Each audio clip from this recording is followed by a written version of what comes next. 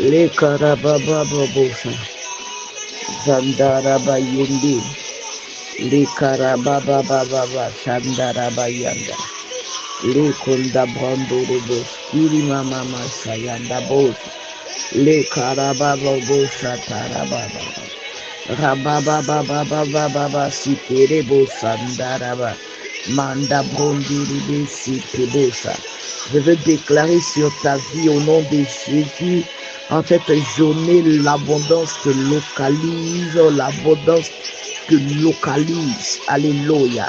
Aujourd'hui particulièrement, tu triples ton chiffre d'affaires au nom puissant de Jésus-Christ de Nazareth. La grâce de Dieu te localise au nom de Jésus. Marche dans l'abondance au nom puissant de Jésus-Christ de Nazareth. Regarde, l'Éternel vient maintenant te faire une surprise. Au nom de Jésus, il y a un ange qui t'a localisé et tu auras une bonne nouvelle avant la fin de la journée. Je le déclare au nom de Jésus. Toi qui m'écoutes, tu me donnes un amen et c'est fait. Reçois une très bonne nouvelle. Reçois le miracle au nom de Jésus-Christ de Nazareth. Alléluia. La Bible dans le livre de Matthieu 11 à partir de son verset 12.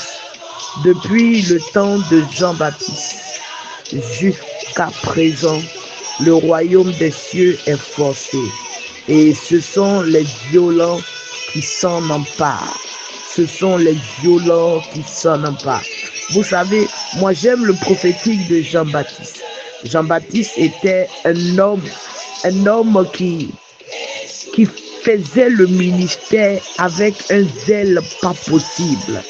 Jean-Baptiste était un homme mis à part, était un homme consacré, était un homme qui craignait Dieu. Alléluia. Alléluia. Il craignait tellement Dieu. Et si vous ne le savez pas, c'est Jean-Baptiste même qui a baptisé Jésus dans le Jourdain. La Bible dit, depuis le temps de Jean-Baptiste, le royaume des cieux est forcé. Donc ça veut dire que depuis le temps de Jean-Baptiste, nous avons été appelés à nous battre. Nous avons été appelés à nous battre, à compter que sur nous-mêmes. Parce que Jean-Baptiste était seul lorsqu'il dans le désert il prêchait. Alléluia. Depuis le temps de Jean-Baptiste, le royaume des cieux est forcé. Tu n'as pas le choix. Tu n'as pas le choix. Tu veux réussir, tu es obligé de te battre. C'est comme par exemple un élève qui doit passer un examen, que ce soit l'entrée en 6e, que ce soit le BPC, le bac, le BTS, où j'en passe, et il n'étudie pas. Mais s'il n'étudie pas, il n'aura pas un bon rendement, il n'aura pas son examen. Oui, c'est une manière de forcer. Alléluia. Le royaume des cieux est forcé. Alléluia. Ton commerce est devenu bizarre. Tu vois que la concurrence est devenue trop autour de toi et tu ne t'en sors plus. Tu es sur le point même d'abandonner. Non, n'abandonne pas. Change de stratégie simplement. N'abandonne pas. Sers-toi de l'échec. Sers-toi de tes erreurs. Parce que vous savez, dans chaque échec, il y a une leçon à tirer. Dans chaque échec, mes frères, il y a une leçon à tirer. Donc tu dois te servir de cela pour grandir encore davantage. Alléluia. Alléluia. Persévère. Le royaume des cieux est pour les violents. Ça veut dire c'est pour les gens qui se battent.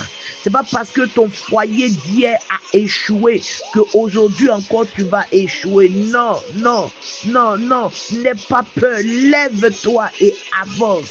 Lève-toi et avance.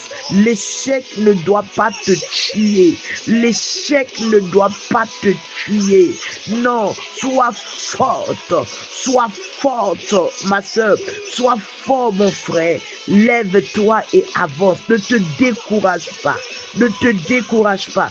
C'est vrai qu'aujourd'hui, tu gères peut-être une petite cabine et tu es méprisé, tu es découragé. Tu te dis, mais qu'est-ce que j'ai fait à Dieu? Avec mes diplômes, moi, je gère cabine. Peut-être que tu es en train de gérer le magasin d'un Libanais. Oh, tu as des diplômes, mais tu te dis, mais qu'est-ce qui se passe? Qu'est-ce qui se passe? Qu'est-ce que j'ai fait? Non, tu n'as rien fait. Continue, persévère.